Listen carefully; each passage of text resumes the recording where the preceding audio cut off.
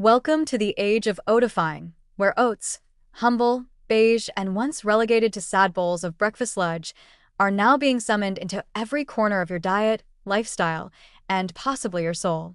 What began as a cozy little trend of overnight oats has mutated into a full-blown culinary ideology. If it exists, someone's tried to oatify it. Pancakes?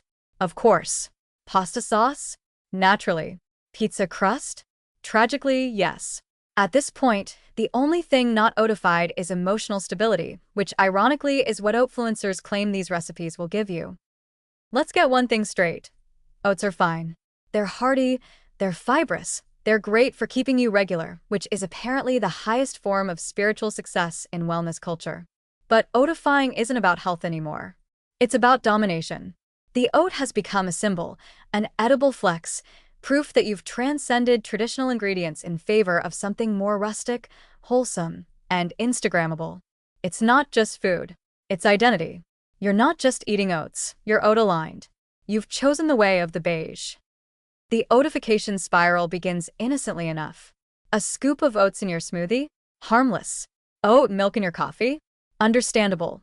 Even charming. But soon, you're eating oat-crusted tofu with oat cream sauce on a bed of spiralized oat pasta while burning an oat-based candle in your kitchen that smells like nostalgic farmhouse vibes.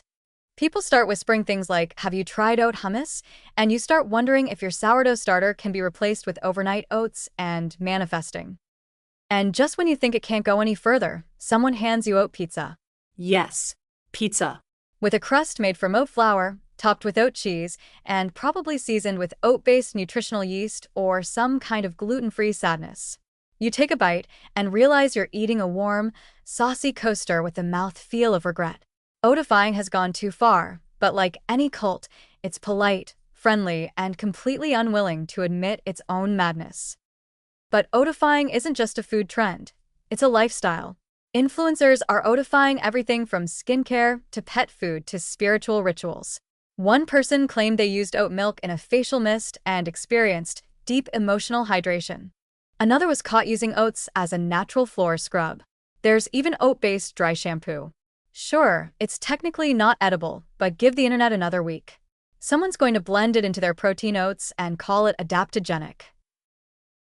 Let's not forget the aesthetics. Oatifying is beigecore. It's neutral-tone ceramics, flax linen, soft natural lighting, and captions about slow living paired with a mason jar full of what is essentially a wet granola mush. Oatfluencers will tell you that eating cold oats out of a jar is reclaiming your morning, when really, it's reclaiming your ability to pretend texture doesn't matter. There's an unspoken rule in the oatified community. If it looks like wallpaper paste but has chia seeds, it's gourmet. And then there's the preachiness. Oatifying brings with it an air of smug gentleness. Think, I'm not better than you. I just digest cleaner. Oatheads will never directly shame you for eating actual pizza, but their eyes will. Their oat-baked stare is heavy with fiber and passive judgment.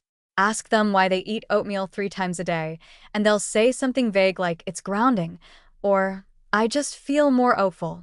No one really knows what that means, but it sounds healthy, so we all nod. There's also the issue of oat inflation.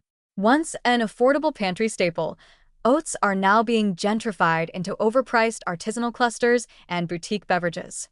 You used to buy a whole sack for $2. Now there's oat yogurt that costs more than wine. Oat granola bars with 12 ingredients and 4-digit prices. Oat beauty masks that promise skin so smooth it glows with the light of ancestral farms.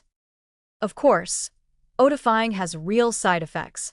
Excessive oat consumption can cause bloating, kitchen boredom, and the subtle psychological damage of slowly forgetting what other textures taste like. Your stove becomes a laboratory of sticky beige experiments. Your friends stop inviting you to dinner. You're that person who brings oat-based lasagna and says things like, "Trust me, it's just as creamy," right before everyone quietly orders takeout. So yes, oats are fine. But once you start swapping oat sauce into your Alfredo and oat mousse into your dessert, maybe it's time to put the lid back on the mason jar and remember that variety is also a superfood. Warning: oatifying may cause texture fatigue, bland palate syndrome, oat-induced existential dread, and irreversible smugness. Please consult your taste buds before attempting. If your entire diet sounds like the inside of a bird feeder, seek professional culinary intervention.